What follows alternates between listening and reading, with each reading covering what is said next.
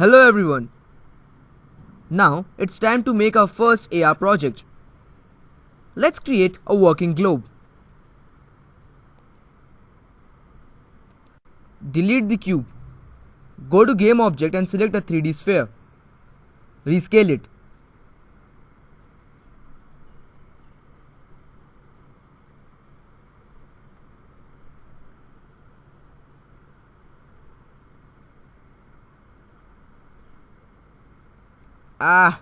It's better if you search Globe 3D model online.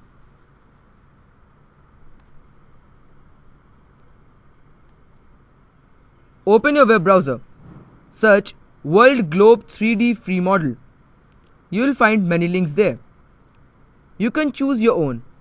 The 3D model which I am using is from archive3d.net. Link is shared in the resource section. After downloading it, you need to extract the file.